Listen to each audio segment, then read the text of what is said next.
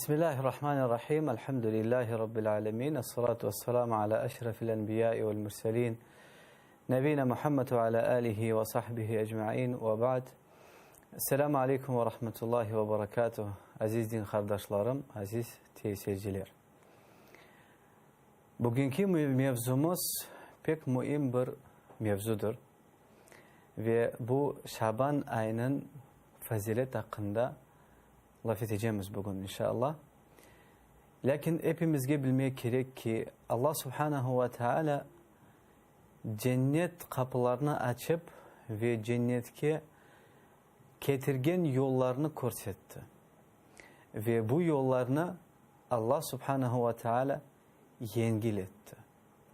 Ve insanlara çok sebep etti ki ve sebepler verdi ki Allah'ın rahmetini, Allah'ın mağfiretini ve Allah'ın sevabını kazanmak için. Allah Subhanahu ve Teala bazı bir günlerge faziletler verdi. Bazı bir aylarga faziletler verdi. Ve hatta bazı bir yerlerge o kadar faziletler verdi ki Allah hepimiz bu faziletlerini kullanıp daha da çok Allah'ın sevabını kazanmak içindir.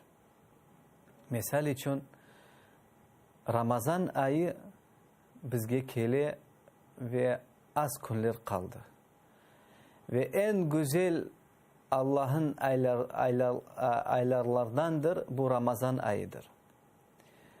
Çünkü bu ayda Allah Subhanahu ve Teala insanlara çok mağfiret, çok afu etti.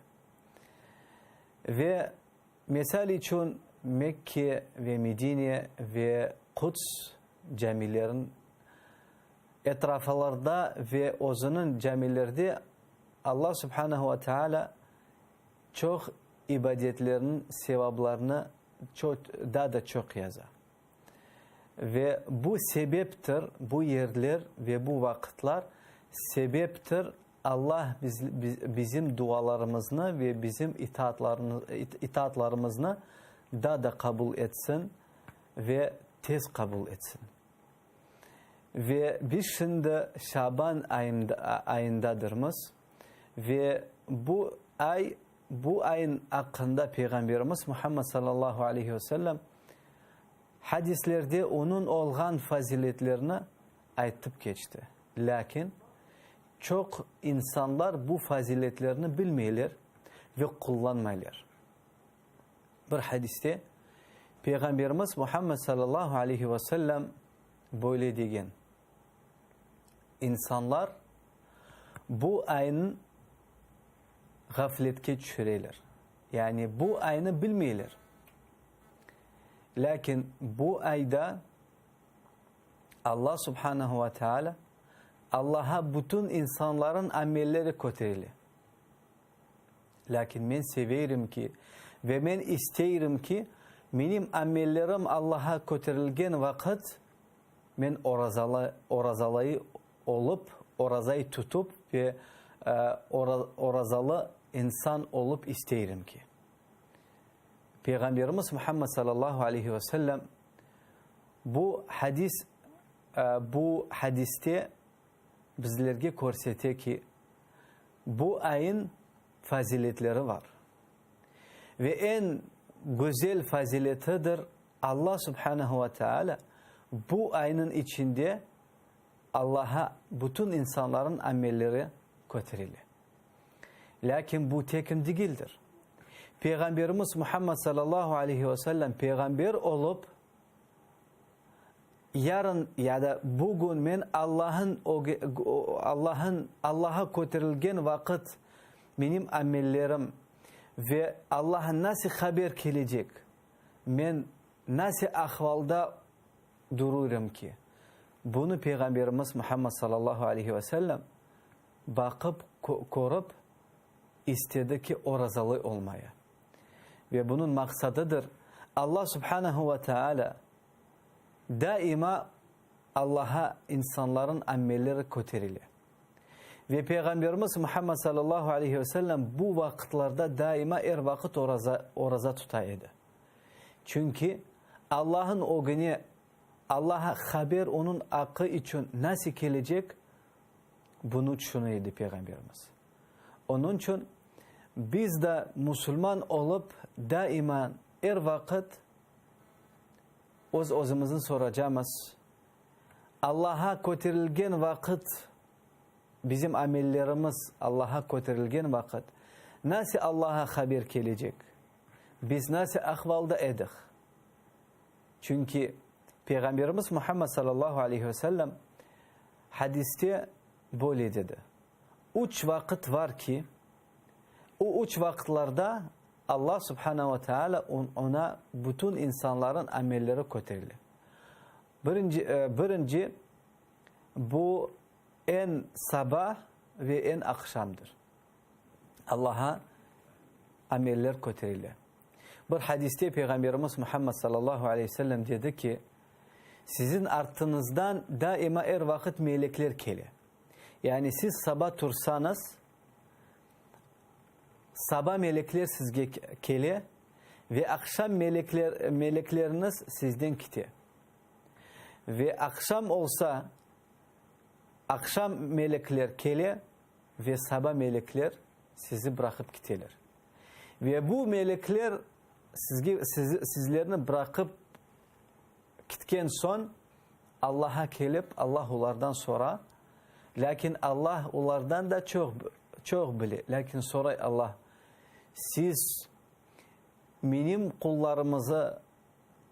kullarımı nasıl etip bıraktınız? Nasıl ahvalda onlarını bıraktınız deyip.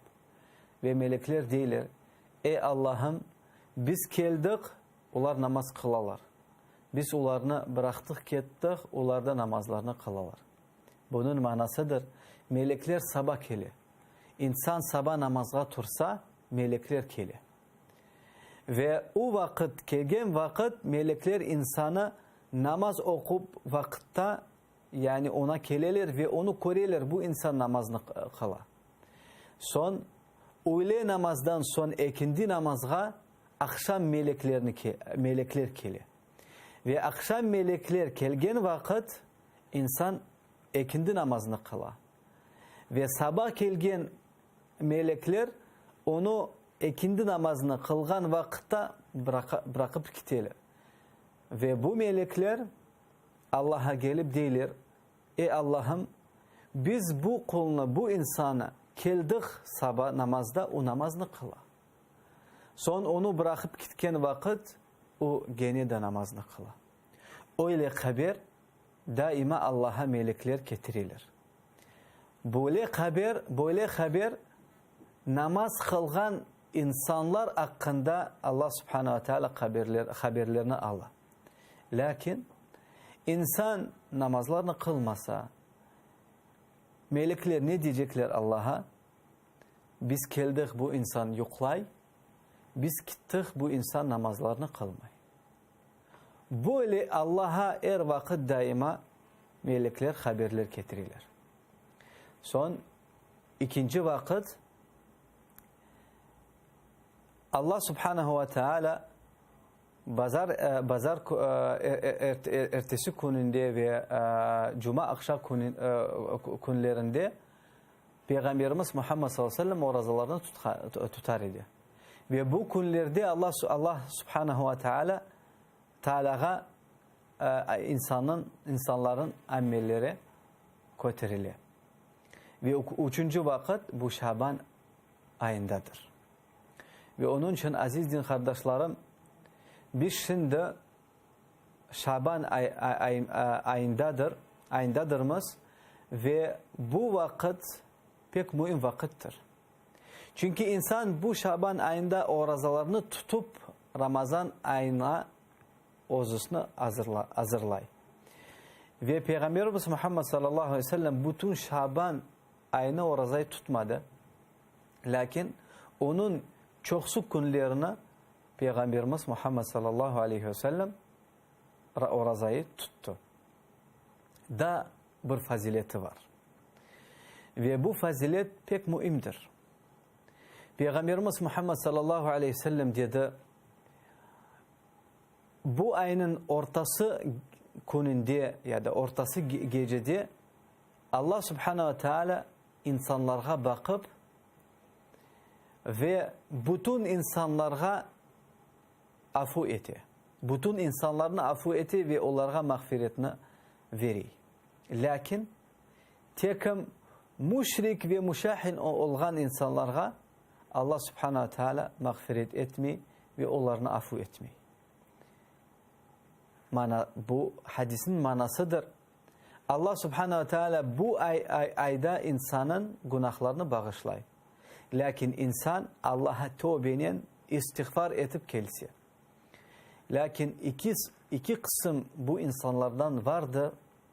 Allah Subhanahu ve Teala bu insanların hiç de günahlarını bağışlamayı. Birincisi müşriktir. Kimdir o müşrik? Müşrik o kim Allah'a ibadetlerde Allah'a teşrik getirir. Kim Allah'ın aslında tanımay. Kim Allah'tan gayrı başka birisine dua eti. Kim Allah'tan gayrı başka birisine inana tevekkül eti. Kim Allah'tan gayrı birisini korka ve sevi. Bu insan kim Allah'a teşrik getirir.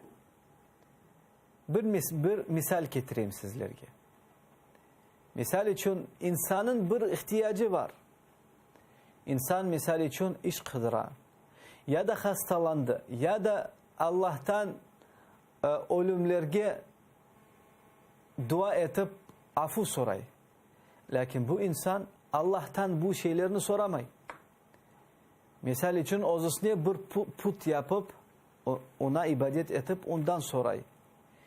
Ya da bu insan mezarlığa gelip bir yani büyük insan, bir büyük avliya insan ya da şimdiki zamanda azizler deyler onlara. Onların mezarlığa gelip onlardan soraylar. Ey fulan, ey aziz, bana yardım et. Benim balama şifa et. Şifa ver. Bana kısmet ver. Bana rızık ver. Bu şeylerini insan bu ölgen adamlardan sorasa pek balaban günaha bata. Ve o vakitte de Allah'a Subhanahu ve Teala'ya teşrik getirir. Yani bu insanı ilah eti. Bu insanı götürüp yaxşı insan olsa da, peygamber olsa da, melek olsa da onların hiçbir akları yok. Birisini Allah'ın yerine yani Allah'ın beraber bir sıraya koymak. Ve bu insan o vakit Allah'a teşrik getirir. Allah Subhanahu ve Teala Kur'an-ı Kerim'de böyle diyor. İnna Allaha la yaghfiru en yushraka bihi ve yaghfiru ma dun zalika limen yasha. Allah Subhanahu ve Teala hiçbir vakit insanlara kim Allah'a teşrik getirgen, ibadette teşrik getirgen insanlarını Allah hiçbir vakit afu etmez. Lakin başka günahlarını Allah Subhanahu ve Teala belki de bağışlar. Bir hadis kutside Allah Subhanahu ve Teala böyle diyor. Kıyamet gününde insan bana günahlarından kelse ve onun günahları bütün yer daim günahları çok olsa, lakin bu günahların içinde Allah'a teşrik getirilgen amel olmasa ki Allah demen bu insana o kadar da mağfiret ederim. O kadar da afu veririm. Bu hadisin manasıdır. En büyük günahtır bu Allah'a teşrik getirmek. Yani Allah'tan gayrı birisine inanmak. Bu nasıl ibadet olmasa da zikir, dua, tevekkül, bütün bu ibadetler tekim Allah'a yapılacak ve tekim insan bir şey sorasa tekim Allah'tan soracak. Allah'tan gayrı birisi insana yardım yapıp olamaz. Onun için insan daima bütün nasıl ihtiyaçları olsa Allah'tan sormaya gerek. Ve Allah Subhanahu ve Teala